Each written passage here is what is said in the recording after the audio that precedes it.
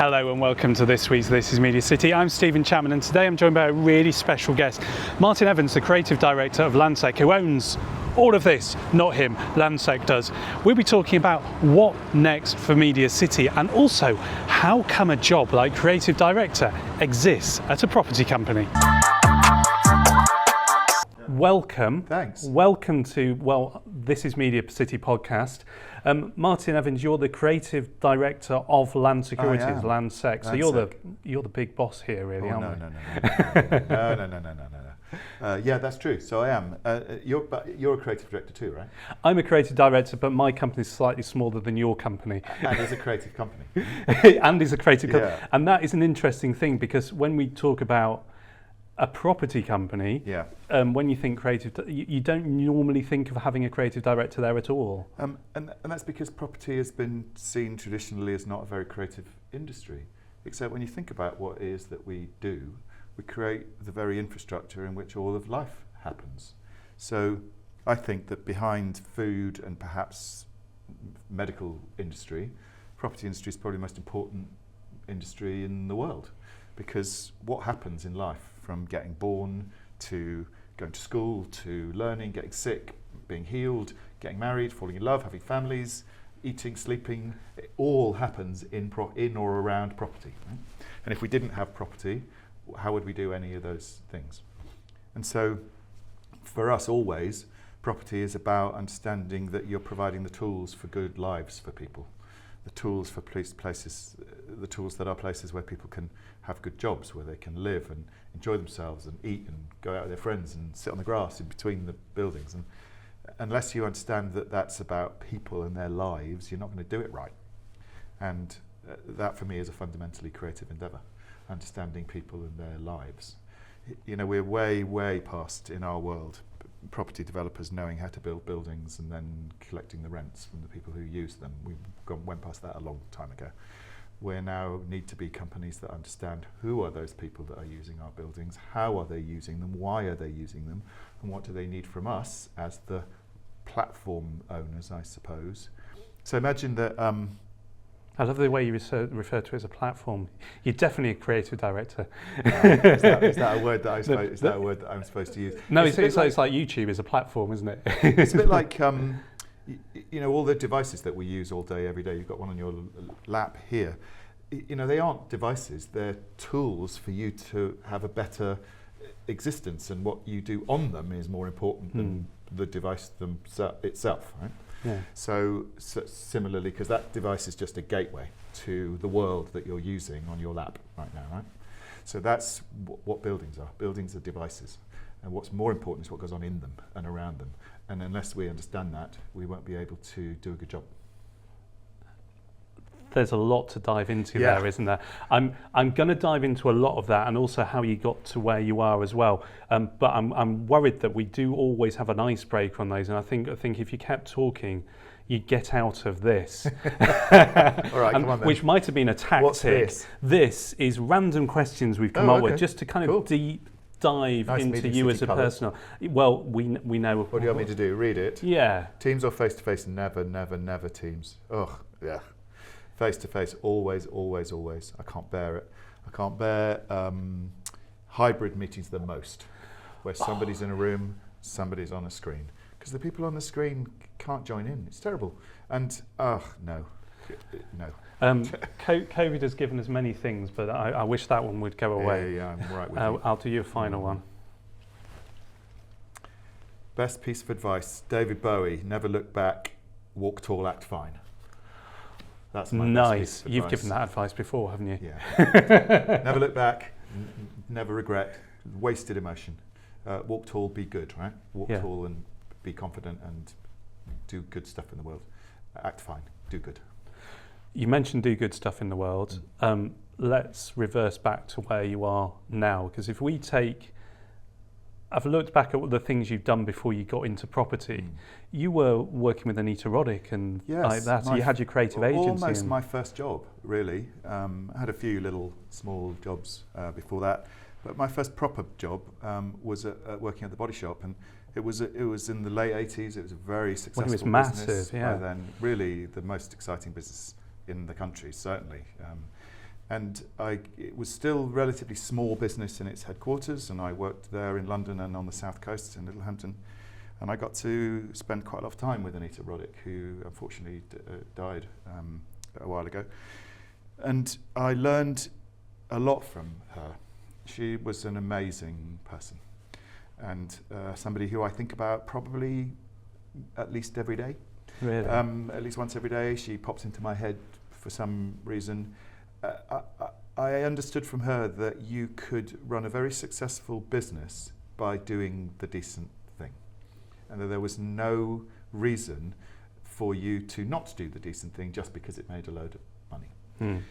She created a business that was hugely successful, enormously successful, but a business that was based on some very strong moral principles that she had personally, that she brought to her work and the growth of her company.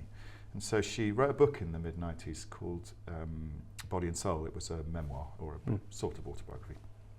And the first line of that book says, I hate the beauty business. And of course she didn't hate the beauty business, because that's the business that made her a fortune. But she just hated the way that it had been done by everybody else. She didn't like the fact that the beauty business, that was meant to be a business for predominantly women to make their lives better, was a business that told women that fundamentally they were ugly and unattractive and unhealthy, and unless they spent loads of money on what were quite simple products, emulsions of, at that time, oil and water, for their skin and hair, that they would be failures in the world. And it's very easy when you're a mass market company with access to enormous billboards and television and celebrities to persuade women that that's true. She thought that was rubbish, and that how you ought to talk to women was about self-respect and dignity and health and having a good life. And so she sold her products that was basically soap and shampoo in that way. Sourced ingredients from indigenous communities in Africa and South America and Asia, and talked to people sensibly and didn't lie, and treated her customers with respect. And of course, what happened? They queue up around the block to come and trade with her. So I have never really understood, I was 20 when I met her for the first time, I've never really understood why you would do it any other way. Why not? And so every day in my work, I've pushed my way through life thinking that if you can treat people with respect and do things well, people like that, and they might be then more disposed and inclined to give you their money. And and how's that worked in the property industry? Because arguably that, some might say, looking from an outsider, that seems a different industry sector, or did it need that change? Well, I think that you might say the same about the property industry as she said about the wider beauty business. There are people who don't do it very well. The property industry is a very successful business. There's never going to be a shortage of demand for property. But, as I said to you earlier, property is fundamentally about people's lives, keeping people safe, dry, happy, in work. Every day, if you think about those things, there's an opportunity to do it well and do it with some respect for the people with whom you trade. And if you understand those people's lives and what they want and what they need, happy people have deep pockets in the main. Yeah. And so it's about, I'm very lucky, I work for a very large company, and we have control over very large parts of the cities in which we operate. That means we get to deal with an awful lot of people every year. About 120 million people use our properties every year. It's twice the population of our country. That's a really big responsibility and a really big opportunity to make those places work for those people. If we treat those people with disrespect, or we are cynical in the way that we make those places, and we don't care about them, why do they care about us in return? So it's about understanding, it's about understanding how communities work, it's about understanding that there are people who have lots of money and there are people who don't, and that most successful communities are a mixture of people of all types and all great diversity of income, of race, of age, of class, of gender, and everything in between. And if we don't understand that, we won't do very well. So that, I'm assuming that kind of idea of the community and people coming together, that's what brought you in from those early days of Anita, Yes. that you could envisage how you can make those changes. I ran a creative consultancy, a bit like you, for a while, and one of the companies that I worked for was a property developer. A guy, and that was just a random coincidence. There's a guy who had bought some land in East London called the Old Truman Brewery in Brick Lane. Had been a brewery for hundreds of years, and the brewery had moved away and it had become unused and semi-derelict, and he was a very, very smart guy who saw this buildings and this land and knew it was good, bought it, and was not entirely sure what to do with it. He wasn't a property developer, he'd been a fashion business entrepreneur. And I'd come back from New York, where I was living and working at the Body Shop, so I knew about shops, people, Yes. and high streets, and what made people want to step off the street and into a door. And so I joined a team there to help to build that place from nothing into what it is today, still owned by that guy. A very, very successful place, very successful part of East London. And together, the team there, some of the smartest people I've ever met, who just understood the people for whom they were creating places to use. What they wanted to eat, what they wanted to drink, what they wanted to see, what they wanted to experience, how they lived their daily lives. It was a very focused group of people and a very focused community in that part of East London. And a very different community from the property that was immediately next door. You can stand at the gates of the brewery and look across Spitalfields Market at Broadgate in the city, which is some of the most expensive real estate in the world. 500 yards away, east towards Brick Lane, nobody would go touch it with a barge pole. Yeah. Very, very common, that in cities around the world. And so you have to understand that it's no good imagining that just because it happens there, it can happen here, very close by. You have to understand the nuance of the difference in those places. So you can apply that to here at MediaCity. MediaCity in Salford, cheek by jowl with Manchester, a river that separates the two cities. Only, it's not very wide. No. You imagine that Salford and Manchester, Salford city, we're not in the city centre here, but the MediaCity as part of Salford, and Manchester, what is their relationship? How do they coexist? There's an instinct to make them be competitive and see either go to the city centre in Manchester or come to MediaCity at Salford if you're a creative business looking for a home. But of course you have to understand that those two things are completely different and are not really in competition. And so that then takes you down a road of, well then how are we building the future of MediaCity and creating its fantastically robust and rich future by understanding how different and complementary it is to the city centre in Manchester. Very important. Let's talk about MediaCity then, because you've come in full control of it now. Not you personally, but Landsec has. This has been, obviously we've been going here for a while now. There was a massive excitement at the start when we first landed here, and it was, who's going to turn up, who's going to turn up? We kind of plateaued a bit, but now it sounds from speaking to you, speaking to Peter Salmon and people like that, we're on the verge of getting that excitement back. The next phase of its life. Yeah. Let's not muck around. MediaCity is an incredibly successful place.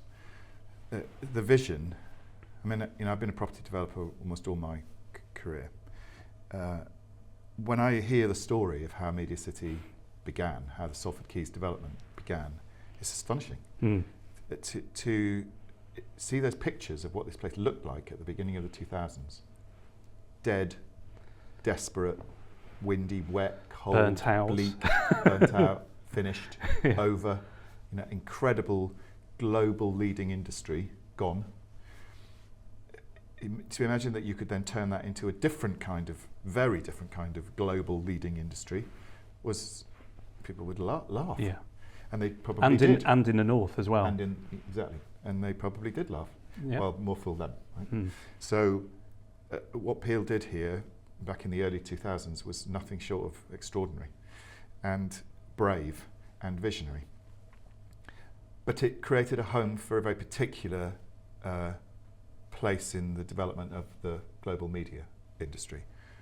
There was a political imperative for the BBC to move out of London and build its regional power bases across the UK.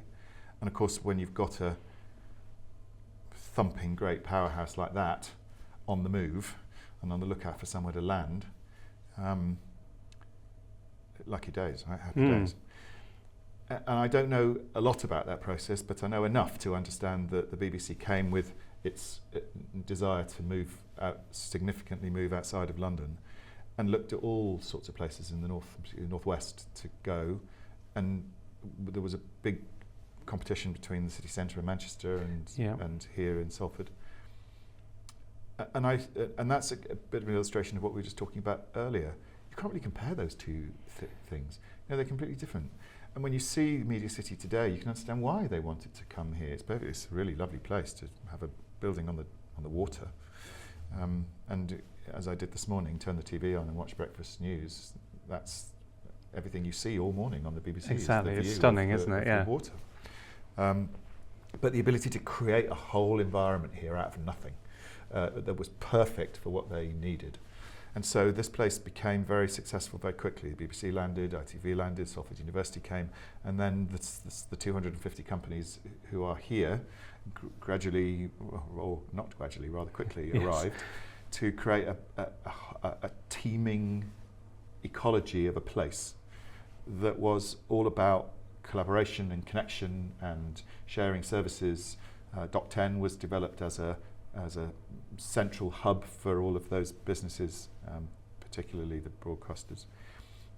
And so very quickly the premier television production facility in the UK was created and still is here and being brilliant. And as is often the case with those properties, it gets full, right? And then what do you do? So for all of that time, since the mid-2000s, 2011 when the BBC moved in, this place has been operating at a level of high energy and intensity, almost full the whole time, very little empty space. But what's the problem for us in our property industry is that it moves quite slowly. It takes quite a long time to build a building. Because those buildings are expensive and therefore of high value, when we write leases for people to come and take them, we need those leases to be nice long time. That's very attractive to us as property owners. And so everything about our business is long view, takes the long view. And in an industry that shifts by the week, although, to be fair, our industry would love to be able to have a long view. But it doesn't. No, right? it does not. Because its intrinsic nature is fast and changing. So we can say, well, that's really nothing to do with us as the property owner, because it's the people who inhabit our properties whose businesses are changing fast, and that's their job to change and shift. But of course, we're creating the environment in which that changing, shifting nature of business thrives. And so it's absolutely our responsibility to, and we would be negligent if we didn't accept that responsibility, to understand how the environment that we need to create in order for those companies to be the most successful. In a traditional office environment, where you've got a large collection of buildings, that's probably mostly about the services that you offer. So what's it like to be in those buildings? And that's really boring stuff, like what are the toilets like, and what's the opportunity to buy food, and does the air conditioning work properly, and is the tech good? Traditional stuff. In a place like Media City that relies on so much more than that, it relies not only on the infrastructure and the physical nature of the buildings, but who is in them and how those companies interact and connect and create collaborations. That is an absolutely essential part of what it is that makes a place like Media City work. And because we are effectively the impresarios of this place, putting the companies in the right buildings and making sure they work together and create the spaces in which those people meet and interact, and the synapses and the connections, it's a full-on job. to do that. And so because the media industry has changes so fast and so dramatically, we have an opportunity now as new owners here to think, well, is MediaCity fit for purpose for the next 15 years? Or do we need to have a look at it and understand that we need to evolve and change and think anew about what the media industry, whatever that is, however we define that, what it needs for the next 15 years and where's it going? Because as a property company, having a big building that you can sell to a big company and fill that building, that's probably the dream on a long lease. Whereas if you're here, the assumption is there's going to be you're going to have to sell lots of little offices to companies on the growing side. Yes, but look at the rise in co-working spaces. Yeah. You know, that's a property industry response to the fact that many companies don't want great big long leases.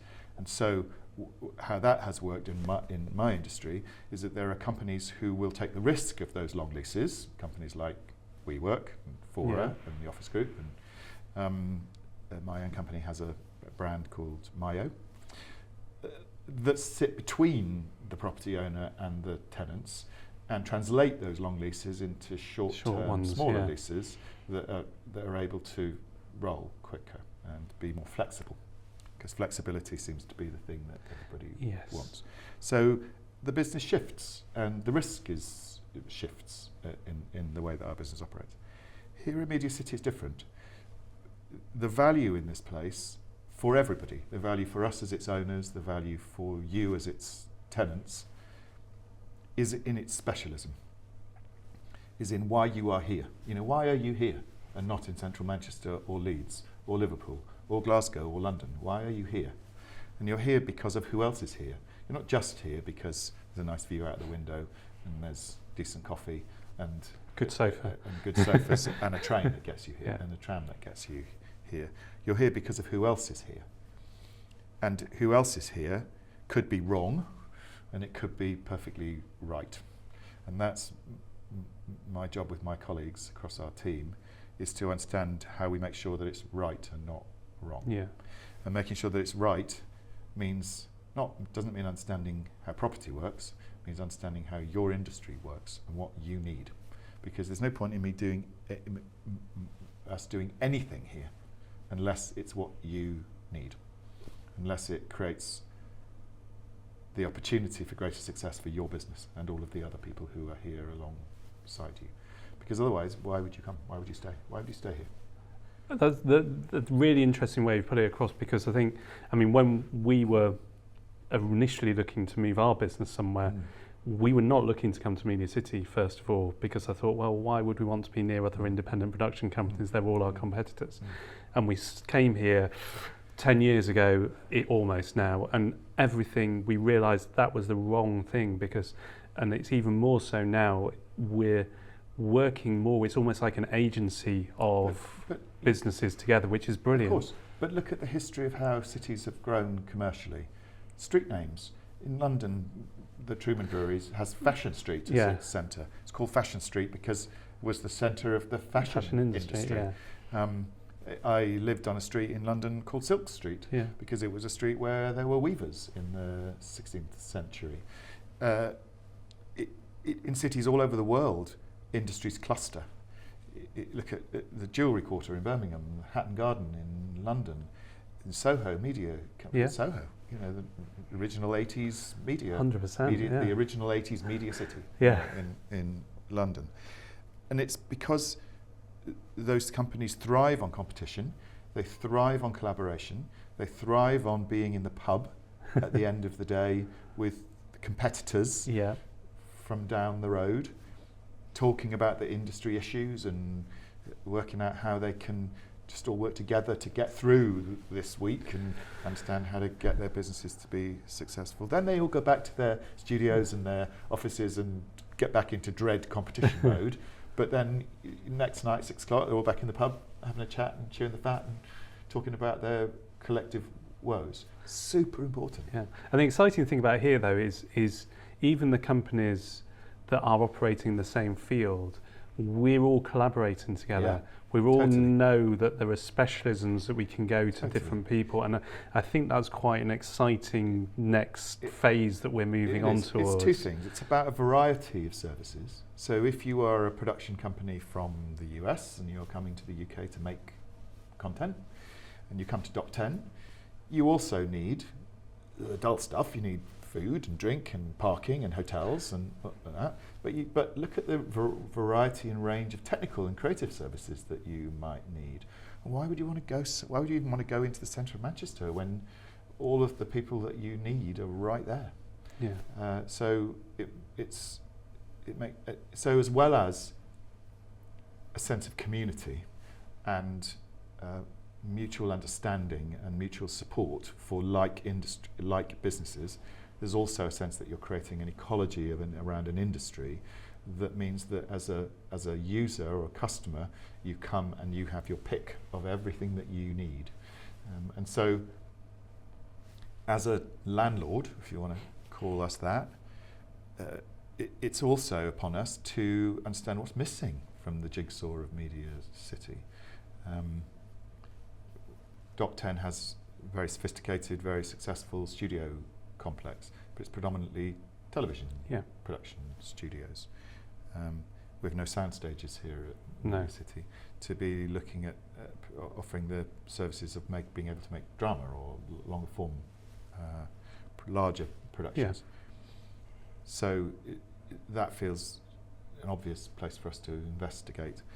But of course, once you say that and then you beetle off to sit at your desk and investigate, that's not a property job that you're doing, that's a media industry job that you're doing. I then need to understand how's that working, and if they're not coming here, where are they going now, and are they getting what they want, and is it too far away, and is there a benefit in them coming to the Northwest and coming to Salford or coming to Greater Manchester, and why would they come to Greater Manchester, and what do they need when they're here, and how big are their studios need to be, and how many trucks do they need to park in what sort of car park, blah, blah, blah, blah, blah. Yeah. And so as a property developer or property investor or landlord, our job all the time is to understand the business of the people who we are doing business with. The other thing though, and I think you mentioned it right at the start when you were talking about how many properties and how many people come through your properties, is that it's great thinking about people like us, the business owners, we always like that. However, the interesting thing about MediaCity is that we've got Salford, we've got the university as well. It's a place full of greenery and blue space as well as the green space.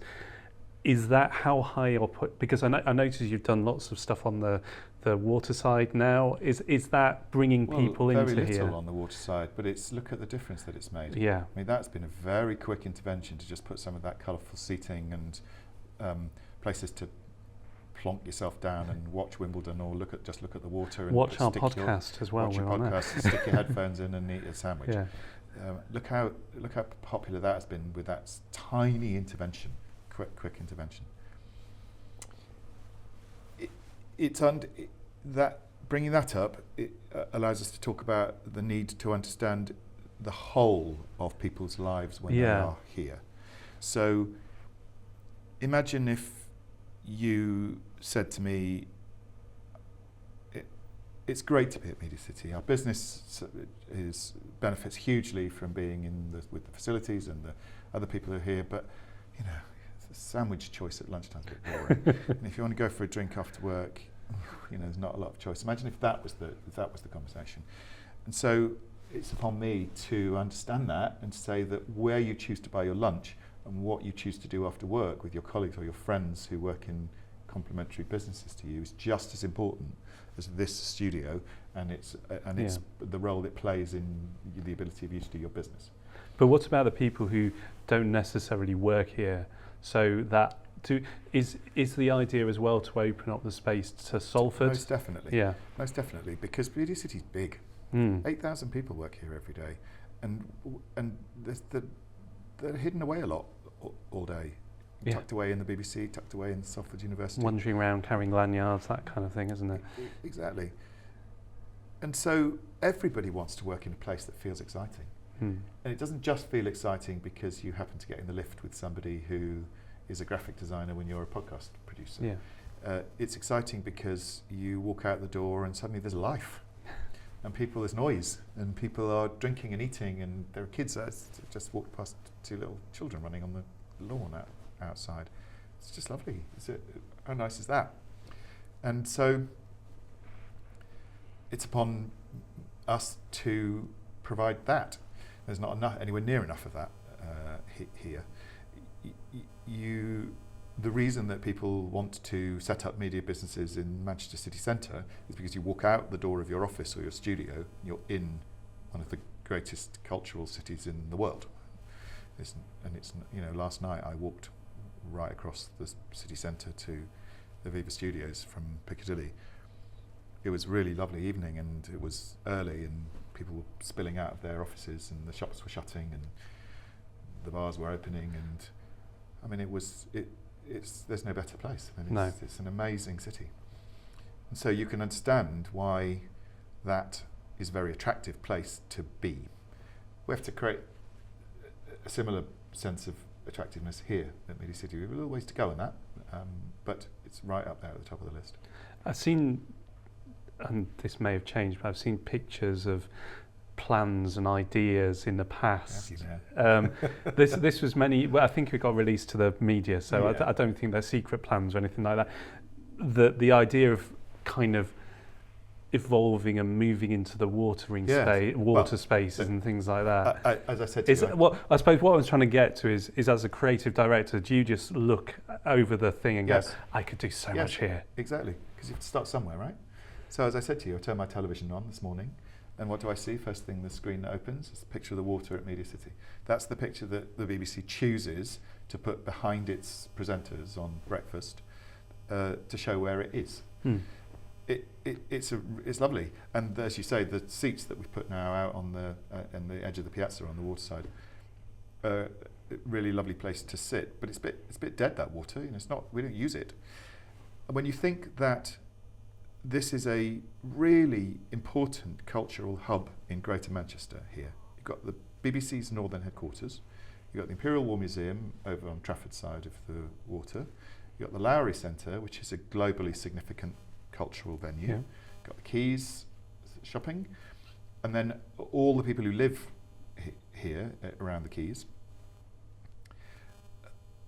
It's important, this place. But at the minute, the Lowry and the Imperial War Museum and MediaCity don't really look at each other. The front entrance of the War Museum looks towards Trafford. Front entrance. That might be. Is that political that it was towards Trafford? It might be. The Lowry front door looks towards the Quays and south, away from MediaCity. And so, my instinct, particularly when you stand up in one of the upper floors of Orange Building and you look out over the whole estate here and look beyond further into Trafford and then over to Salford Quays, it's obvious that the water is one of the greatest assets of this part of Greater Manchester. And so we need to look at that fast and furiously. And I think that we need to start using the water 100 times more than we are at the minute. And I think there's a real opportunity for us to create a place here that draws together Coronation Street and the ITV studios, the War Museum, the Lowry, the shopping, the living. Dock 9 is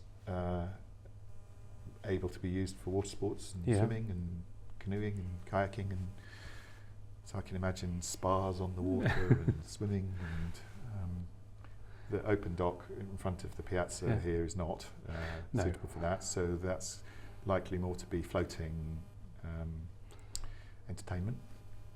But that's very early thinking about that, but very, very important that that's not just us.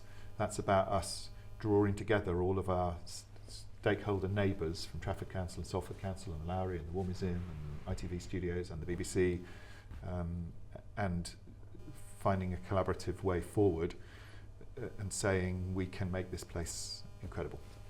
And that collaboration between parts of Greater Manchester, how important is that? Because there is that, there's the bridge linking MediaCity and Coronation Street / Trafford, and further to the south towards Old Trafford. You almost feel you're shaking hands over the middle of it at the moment. Is is... Well, there's a nice circular run, across that bridge to ITV Studios, past the War Museum, back over the brilliant, bridge isn't towards it? the Lowry and around. So with this, your vision, you never know if Old Trafford vision comes to fruition as well with Manchester United. Is that how all of this comes together? Well, is everybody working it's the right time together? to talk about that. Yeah. Our recent acquisition of the whole of MediaCity means that we are more than motivated to talk about its future and how it connects to our neighbours. The Old Trafford, the new development at Old Trafford, and then Trafford Council's response to that in terms of a wider master plan around the Trafford waterside and further west. It feels important. The Lowry is increasingly more important as a cultural venue in the northwest, in the north. They've got a new interactive exhibit which we talked about before. You have to go and see that. I have not seen it yet, but it's brilliant. Apparently. Yeah, it is. And so everybody's ready. Yeah, we're all ready to make this place fantastic. We're kind of wrapping up here, but there's so many things I want to ask you, but I won't. The one thing that seems to spring to mind is you, as a property developer, you have lots of properties from shopping centres to office spaces and something like that. How does MediaCity fit in? Is this something that you like an amazing plaything now that you can do stuff that you've never thought about with any of your other properties? And what I suppose we're always trying to find with our properties, easier with the shopping centres, is a personality, a vision for a place. Why are you here? Why do you come here? To answer that question. Why do you go shopping at Blue Water? Why do you choose to shop at Trinity in Leeds? Or why do you get on a bus or in the car and go to White Rose outside Leeds? Why do you go to the Trafford Centre? Why don't you go into the centre of Manchester? And so we're constantly on the search to answer that question, why? Why are you coming here? As a visitor, as a user, as a tenant, as a significant investor, why are you here? Somewhere like MediaCity is about as far away from being dull property as it can possibly be. Right? It is one of the most exciting places in the world. How lucky, therefore, are we to have that as something to work with? So yes, and also it's not just about its raison d'etre, it's about its physical nature. There's water and land and a big piazza and gardens and big buildings and empty land to be able to build more buildings perhaps in the future. A desperate need for housing in this part of the world, and therefore a real opportunity to create a more interesting residential community here at MediaCity. And you just think about that. Traditionally in our industry, residential and commercial office buildings have always been very separate. But if you just think about what's happened to us post-COVID, about the ways that our lives have so quickly blurred between where we live and where we work and how we want to use both of those two places, the story that we need to tell about this place landing at MediaCity, literally if you come on the water, being able to work here, being able to live here, being able to bring your children up here, being able to entertain yourself and have fun and have some of the most important and exciting culture available at the Lowry and to visit the museum, and what's not to be happy about? Everything is here. You can see your brain whirring. I can't understand how just looking after MediaCity can't be a full-time job for you when you've got so many other properties to look after across because I only do one job in a huge engine of people. There's an incredible team of people here at MediaCity who are here all day, every day, thinking about this place all day, every day, and who have worked here for a long time and who love it and care for it and nurture its present and its future. And so I just get the joy of being able to be here a couple of days a week, joining in. And I have to ask you the question, because I know I was saying I was wrapping up early, but I have to ask you this question. Obviously, one of our first guests was Peter Salmon. He brought in, who was a brilliant mouthpiece and head person to lead BBC North as well into here. Alice Webb returning as well. These are key appointments in a way to show is it to show your understanding of this place, or? Certainly not just to show our understanding, to demonstrate it. Alice, it was very important for us that the new MD here at MediaCity was of the media industry, because there's plenty of people in my company who understand how to build property. Right? We don't need more people to understand how to build property. We needed somebody to run this business who understands the business for which it exists, so that we know what to build and why and when and how and what to do with it. Super important. So she starts with us in September. She's already got lots to read and understand and do. Very exciting that she's here. But stuff happening before that. We're sitting in the content studio. This is a really, really small addition to the vast media city. But look what an impact this place has made. And this is a really good example of what we've been talking about. Right? If you are a content producer in your bedroom, delivering sophisticated content into social media platforms, can you afford to rent a studio at Dot 10? No. So what do? There's an enormous gulf between bedroom content producer and BBC. Right? Yes. And so why is there not something in between? And this little bit of property here at MediaCity represents an understanding, and we know that it's worked because you can't hardly get in the door some days here, that what hunger there is for those clever, mostly young people who are creating all that amazing content, and then who are the BBCs of the future. How are they professionalising? How are they getting out of their own bedroom with a ring light and a camera and being able to use studios like this to create infinitely more sophisticated content for their very successful businesses? So this makes me super happy that this is here. 100% definitely the final question. And I don't mind, this is great conversation. I mean that. But is in a year's time, we sit down here. Yeah. I appreciate Alice will be coming in and we'll be adding her. What do you at the moment envisage as success? Really clear. All right. First, to grow the quality of this place as a place of life. So to come here, to wake up here or arrive here in the morning and feel that you live or are arriving at somewhere that is madly exciting and great. I want that. So that's about improving the life of MediaCity, bringing more people here, making the choice of leisure and entertainment and activity and food and drink and cultural content be better. But secondly, to make sure that the services we offer and the mix of people who have businesses here or who come to work here continues to be right for the media industry of 2025, 6, 7, 8 and 9, because it's very different. When the BBC came here, it was the great, huge commissioning beast. Yes, it had money, it had everything then. And so you can totally understand why 250 smaller businesses flocked to MediaCity to be around and creating and servicing and growing their businesses.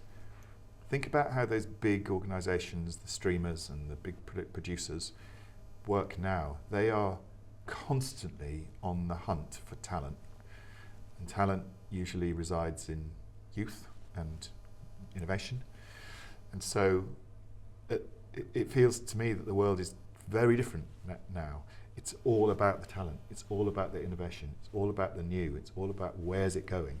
And the companies that have the skills and the knowledge and the capacity to exploit that talent and to create great value out of it for everybody are like grazers, constantly hunting for where's the talent and where's the cleverness and where's the future. And that's what we have to focus on here now. How do we make MediaCity be as attractive a place for the people who understand the future? And I'm well past it, but I know it when I see it. Yeah. And that's our job, my colleagues and I here, is to create the environment in which talent, young people's talent and innovation and ideas can thrive, so that all the big companies with the big checkbooks want to come here and buy that talent and create better business here and do it all here in Salford. That sounds a perfect place to end. Thank you ever so much for Great, coming on the that's great. podcast. We're looking forward to seeing what happens in a year's time when we revisit and play it back.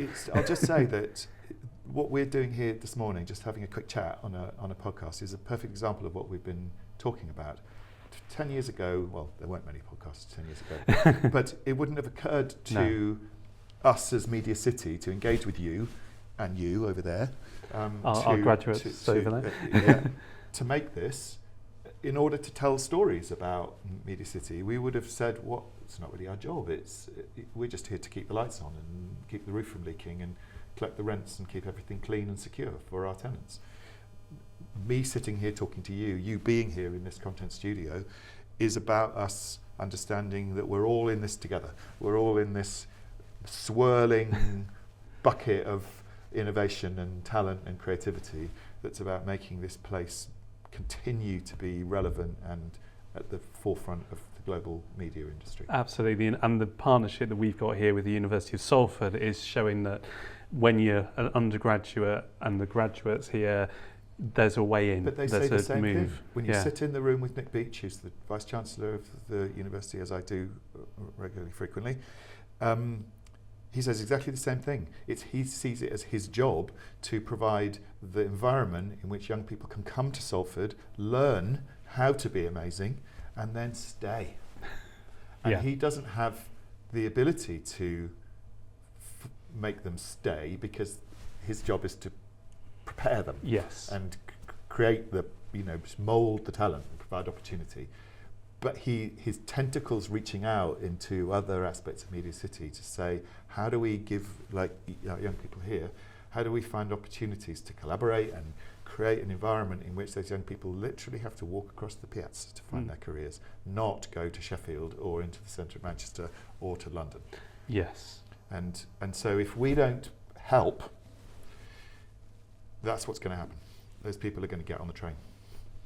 And Salford University can be amazing, can create incredible opportunities for young people, and then the last thing they get is a ticket to on the tram to Piccadilly, and off they're gone. That cannot happen. We have to create an environment in which those young people see a future in being here. Thank you very much. Media City on a hot summer day, it cannot be beat. Thank you for watching This Is Media City, which is a 39 Pictures production on behalf of Media City and in partnership with the University of Salford.